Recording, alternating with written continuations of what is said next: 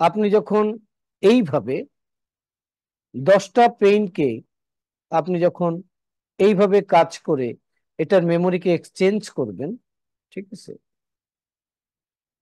হুম, তখন আপনার ভেতরে পেইন তৈরি হওয়ার প্রক্রিয়াগুলো ডিফারেন্ট হয়ে যাবে। এইভাবে যদি আপনি করতে থাকেন, একটা টাইম আসবে যখন আপনার মাইন্ড অটোমেটিক পেইনকে প্লেজারে কনভার্ট করে দেবে, আপনার কিছুই করা লাগবে না। ঠিক আছে, ওকে। আপনাকে মনে রাখতে হবে যে ইমেজকে এক্সচেঞ্জ করাটাই হচ্ছে মূল জিনিস।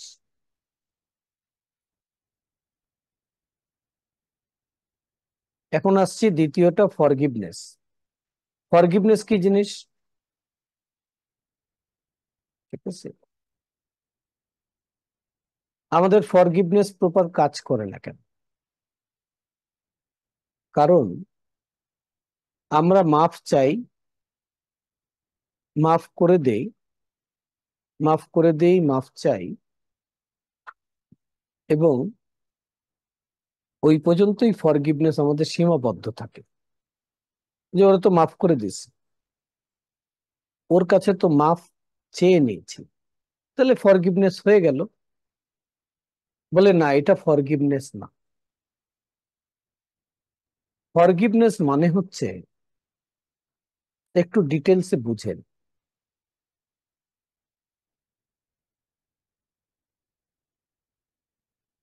যে আপনাকে কেউ একটা পেইন দিল, যে আপনি তাকে মাফ করে দিন, আপনি মনে করছেন যে এটা ফরগিভনেস। আবার আপনি কাউকে পেইন দিলেন, তার কাছে মাফ চেয়ে নিলেন, আপনি মনে করছেন এটা ফরগিভনেস। কমপ্লিট হয়নি এই কাজটা। কেউ আপনাকে পেইন দিল, আপনি তাকে মাফ করলেন, মাফ করার সাথে সাথে একটা পজিটিভ ইভেন্ট থাকতে হবে, একটা পজিটিভ নতুন কিছু থাকতে হবে, নতুন একটা লেনদেন থাকতে হবে। যেমন আপনি একটা ব্যাংকে টাকা রাখলেন, ব্যাংক থেকে সমস্ত টাকা তুলে নিলেন, এইভাবে চিন্তা করে ব্যাংকে টাকা রাখলেন, ব্যাংক থেকে সমস্তটা তুলে নিলেন, ঠিক আছে, এখন আর কিছু রাখলেন না, তাহলে আপনার অ্যাকাউন্ট কি হলো? বলে ক্লোজ হয়ে গেল। বলে না, অ্যাকাউন্ট ক্লোজ হয়নি, আপনার অ্যাকাউন্ট ব্যাংকে আছে, সে অ্যাকাউন্টটা মাইনাস হয়ে রয়েছে। বলে আমি তো ওই ব্যাংকে আর লেনদেন করবো না। বলে জীবনের ব্যাংকে লেনদেন বন্ধ করা যাবে না, ঠিক আছে, টাকা পয়সার ব্যাংকে লেনদেন বন্ধ করা সম্ভব আছে, জীবনের প্রক্রিয়ার মধ্যে লেনদেন বন্ধ করা যাবে। ঠিক আছে, তাহলে কি করতে হবে? আমি টাকা সমস্ত তুলে নিলাম, হুম, সে অ্যাকাউন্টে একটা পজিটিভ কিছু দিয়ে দিলাম। ওকে, কিরকম হতে পারে? আমি বলতে পারি, আমি অনুশোচনায় ভুগছি, আমি এরকম অনুশোচনায় ভুগছি যে আমি ওর প্রতি একটু অন্যায় করে ফেলেছি। ঠিক আছে, তা আমি এখন তার কাছে মাফ চাইবো। যেহেতু আমি সিলভার মেথড করেছি, আমি মেন্টালি স্পিরিচুয়ালি এই কাজটা করতে পারি। করেন, তার সাথে আপনি, হ্যাঁ, ফরগিভনেস করেন, বাট আপনার যে অনুশোচনা হয়েছিল, তার প্রতি যে অন্যায় করে আপনার অনুশোচনাটা হয়েছিল, সেই জায়গায় নিজের মধ্যে কমিটমেন্ট করেন যে আমি এই অন্যায়টা আর কারোর সাথে কখনো করব না। এখানেই শেষ নয়, এর সাথে একটা ইন্টেনশন করেন যে ঠিক আছে, এটা তো করব না, তাহলে এমন কিছু করব যেটা ভালো কিছু, যেটা পজিটিভ কিছু। সেই পজিটিভটা করার জন্য একটা ইন্টেনশন করেন। ওকে, তাহলে আপনি কি করলেন?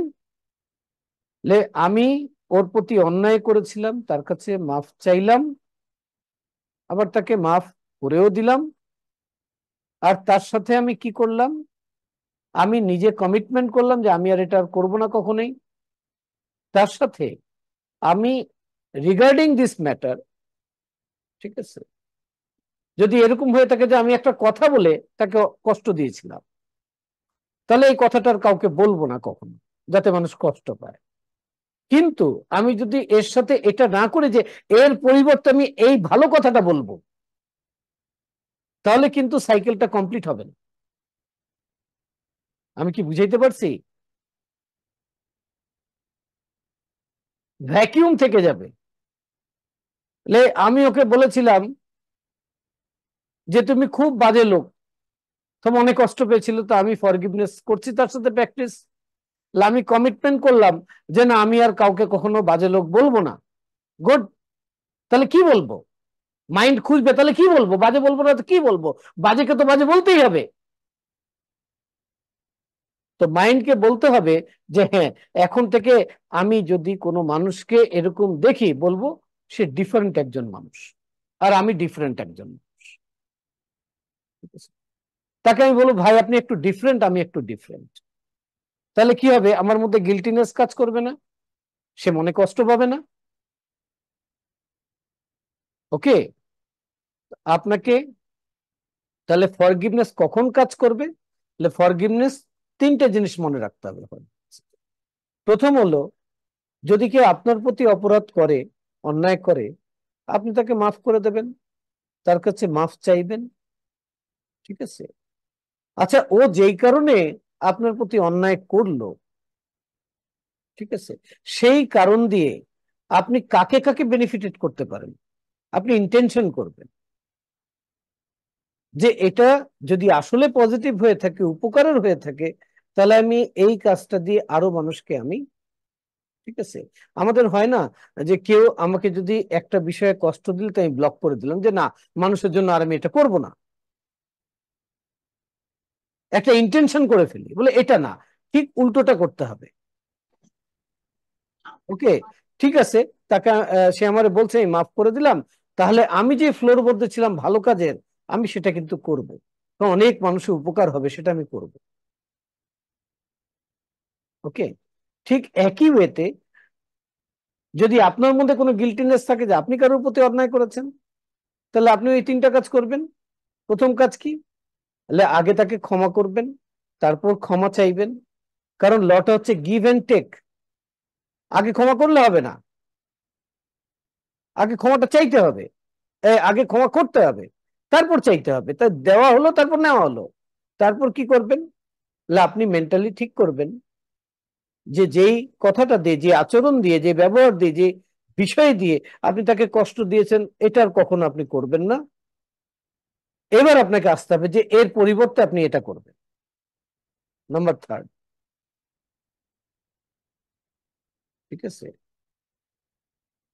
এখানে একটা খেলা হচ্ছে যে ডুইংটা সবসময় আপনার কন্ট্রোলে আছে, আপনি করছেন আপনার ডুইংটা। কারণ কি বলে, আপনি আরেকজনের ডুইং ঠিক করে দিতে পারবেন না। আপনার ফরগিভনেসের কারণে তার ভেতরে যদি চেঞ্জেস, এনার্জির চেঞ্জ হওয়ার কারণে সে যদি নিজের ডুইংটা নিজে ঠিক করে নেয়, সেটা একদম তার ব্যাপার। ঠিক আছে? বাট আপনি তার ডুইং ঠিক করে দিতে পারবেন না, যে সে এটা অন্যায় করেছিল আমার কাছে, আমি তাকে এর জন্য মাফ করে দিছি, আচ্ছা আমি মাফ চেয়েও নিছি, এখন থেকে ও ঠিক হয়ে যাক। No no no no. Okay, ঠিকটাও আপনার ভেতরে, আপনাকে দিয়ে আপনাকে করতে হবে। ঠিক আছে? কারণ আপনি আপনার রাজত্বের মালিক, যে কোনো চেঞ্জেস আপনি নিজের ভেতরে আনবেন। ওকে, যে কোনো পজিটিভ চেঞ্জেস। হুম, ঠিক আছে। আমরা যদি প্রত্যেকটা মানুষকে স্পিরিচুয়াল ডাইমেনশনে সেম ভাবি, সেটা একদিনের বাচ্চা হোক, 100 বছরের বুড়া হোক, যেই প্রফেশনের হোক, যেই কাজের হোক, যেই গোত্রের হোক, যেই জাতির হোক, যেই রঙের হোক, যেই বয়সের হোক, যেই কাতারের হোক, মেল হোক ফিমেল হোক, যাই হোক না কেন, স্পিরিচুয়াল লেভেলে আমরা সবাই ইকুয়াল। এটার যদি মাইন্ডসেট থাকে, হুম, তাহলে আমাদের অনেক ধরনের ইস্যুজ, আমাদের অনেক ধরনের বিষয়ে, আমার অনেক সম্পর্ক অটোমেটিক ঠিক হয়ে যাবে। ঠিক আছে, আমরা যে মানুষের ব্যাড থিং গুলো, ব্যাড আচরণ গুলোকে এক্সপেরিয়েন্স করছি, দ্যাট মিনস নেচার আমাদেরকে বোঝাচ্ছে যে ডু সামথিং, তুমি কিছু করো। তুমি করো মানে তুমি আগে স্পিরিচুয়াল লেভেলে করো, মেন্টাল লেভেলে করো। ঠিক আছে, তারপর যদি সুযোগ তোমার কাছে ফিজিক্যাল লেভেলে আসে, তখন তুমি ফিজিক্যাল লেভেলেও করো।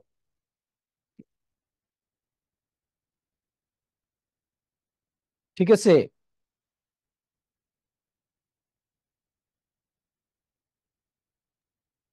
হ্যাঁ, থ্যাংক ইউ অনেক সুন্দর করে বোঝানোর জন্য। হ্যাঁ, স্যার, এই তিনটে আরেকটা পয়েন্ট নোট মানে করে রাখেন যে স্যার নোট করে রাখছি এটা। মাফ স্যার করা একটু পরিবারই। বলতে চাই। হ্যাঁ, বলেন। জি, জি। আহ আপনি যে প্রথম যে আপনি তিনটা কোয়েকশন, মানে প্রথম কোয়েকশনে আপনি বলেছিলেন যে আমাদের মেন্টাল ব্লক, মানে এই তিনটার সাথেই তো মেন্টাল ব্লক থাকলে এটা আমি আগে রিমুভ করে নিব। সাপোজ আমি সিলবা করেছি, আমি শিখেছি কিভাবে অন্যকে মাফ করব, কিভাবে মানে অন্যর কাছ থেকে মাফ চাবো, প্লাস মানুষকে কিভাবে লাভ করতে হয়, মানে এভরিথিং আমি শিখে ফেললাম। কিন্তু যারা করে নাই, মানে সেই প্রবলেমটা আছে, তারা হয়তো আমাকে তাদেরকে নেগেটিভ ভাবে দেখছে, বা তারা তাদেরকে সবসময় একটা নেগেটিভ এফার্মেশন করছে। আচ্ছা, আচ্ছা। সেক্ষেত্রে স্যার মানে এইরকম মানুষের সাথে আমরা কিভাবে মিশবো? আমার এখন প্রবলেম হচ্ছে স্যার।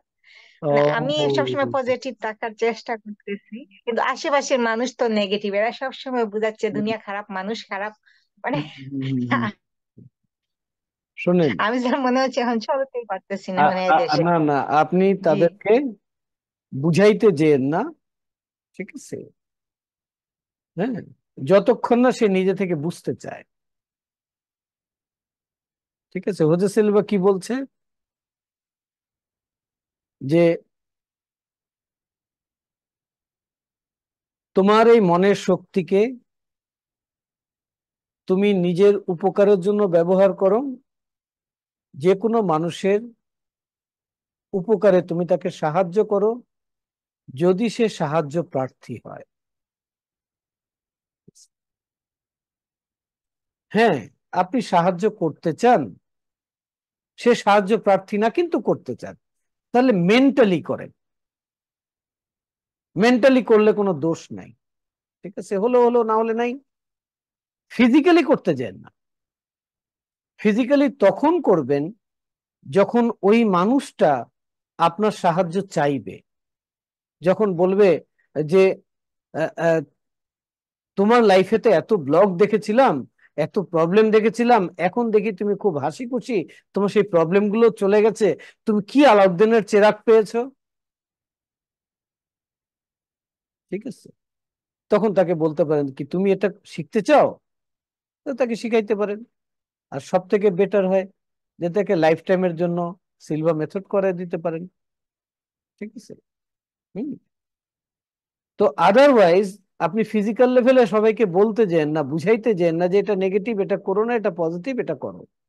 কারণ পৃথিবীতে যে দুর্নীতি করছে, যে মানুষ খুন করছে, সে কিন্তু ওটাকে পজিটিভ ভেবেই খুন করতেছে, পজিটিভ ভেবেই দুর্নীতি করতেছে। সে ওটাকে নেগেটিভ ভাবে না, নেগেটিভ ভাবলে তো সে করতো না। সে মনে করে যে আপনি পজিটিভ করতেছেন, আপনি সব জায়গায় লেনদেন ক্লিয়ার করতেছেন, সে আপনাকে বোকা মনে করতেছে। ঠিক আছে, নিজেকে মনে করতেছে সে খুব জ্ঞানী। ওকে, তো তাকে আপনি যখন ফিজিক্যাল লেভেলে বুঝাতে যাবেন, সে আপনার কাছ থেকে এটা রিসিভ করবে না, বরঞ্চ আপনাকে সে মেন্টাল লেভেলে ব্লক করে দেবে। ঠিক আছে, তা আপনাকে কি করতে হবে, এর মানে এটা না যে আপনি মিশবেন না মানুষের সাথে, এর মানে এটা না মানুষের কাছে যাবেন না। ঠিক আছে, আপনি শুধু একটা জিনিস ফলো করবেন, যে আমার কাছে কি এনার্জি আছে, আমি কি দিতে চাই। আমি মানুষের কাছে যাই ভালোবাসা দিতে, ওরা কিভাবে নেয় কি নেয় না এটা আমার ম্যাটার না, আমি দিতে যাই। ওরা কিরকম এটা আমার মাথা ব্যথা না, ওরা যেরকম থাকুক সেরকম, আমি ভালোবাসা দেব। ভালোবাসা দেওয়াটা হচ্ছে আমার একটা নেচার, একটা প্রকৃতি। ঠিক আছে? আমাকে এই পৃথিবীতে স্রষ্টা পাঠিয়েছেন কি জন্য? মানে লাভ এন্ড কম্পেশনের জন্য। আমি ওটা দিতেই থাকবো। ঠিক আছে? মাদার তেরেসা যদি মনে করতো যে মানুষের কোনো উপকার করা যাবে না, কারণ মানুষ উপকার করলেই এর প্রতিদানে ক্ষতি করে দেয়, তাহলে তো সে উপকার করতে পারতো না। বলে মানুষকে তুমি উপকার করবা, সে তোমাকে অন্য দৃষ্টিতে দেখবে, চিন্তা করবে যে এর কি মতলব আছে, ভাবুক, তারপরে তুমি মানুষের উপকার করো। মানুষকে তুমি ভালোবাসবা, তো সে মনে করবে যে তুমি তাকে তোষামত করছো, ভাবুক, তারপর তুমি মানুষকে ভালোবাসো। মানুষকে তুমি হেল্প করবা, সে ভাববে এর কোনো স্বার্থ আছে, ভাবুক, তারপর তুমি মানুষকে হেল্প করো। তুমি ফোকাস করো তুমি কি করছো। ঠিক আছে? তো আপনি ফোকাস করেন না যে ওরা কি করছে, ওদের চেঞ্জেস দরকার। ঠিক আছে? আপনি বলবেন এরা ইনোসেন্ট, এরা জানে না ভালোবাসা কি জিনিস। আমি জানি, আমি শিখেছি ভালোবাসা কি জিনিস, আমি ভালোবাসা দিতেই থাকবো, এটাই আমার নেচার। আমি মানুষের প্রতি কম্পেশনিয়েট হব, এটা আমার নেচার। আমি মানুষকে হেল্প করবো, এটা আমার নেচার। আমি মানুষের পাশে দাঁড়াবো, এটা আমার নেচার। আমি যার হেল্প লাগবে তাকে হেল্প করবো, এটা আমার নেচার। ঠিক আছে? নিজেকে এইভাবে নেচারের কাছে ডিক্লারেশন দেন। ঠিক আছে? যখন আপনি এটা করতে থাকবেন না, একটা টাইম আসবে দেখবেন যে তারাও আপনাকে ভালোবাসাই দিচ্ছে। তারা হয়তো 99 জন মানুষকেই ঘৃণা দিচ্ছে, কিন্তু একজন মানুষকে ভালোবাসা দিচ্ছে, দিস ইজ ইউ। ওকে? এইভাবে আপনি আপনার ভেতরটাকে পরিবর্তন করেন, এইভাবে নিজের ভেতরটাকে তৈরি করেন।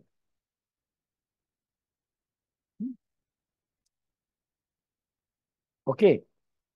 এক্সপেরিমেন্টে দেখা গেছে যে মনে মনে একটা কুকুরকে আই লাভ ইউ বলাতে, যেই কুকুরটা তাকে 30 দিন কামড়াতে দৌড়াইতো, সেই কুকুরটা ন্যাজ নাড়তে নাড়তে তার পায়ে এসে চেটেছে। তো একটা কুকুরের মধ্যে যদি আপনার মনে মনে আই লাভ ইউ বলাতে তাকে ভিজুয়ালাইজ করে যদি তার ভেতরে সেই ভালোবাসার পরিবর্তনটা আসে, তো মানুষের ভেতরে আসবে না কেন? আপনার জন্য আসবে। আপনি করতে থাকেন, দিতে থাকেন। ওকে? তা আমরা একটা ফরগিভনেস প্র্যাকটিস করি। সবাই রাজি আছেন? হ্যালো? আছে। গুড। জি স্যার। হ্যাঁ,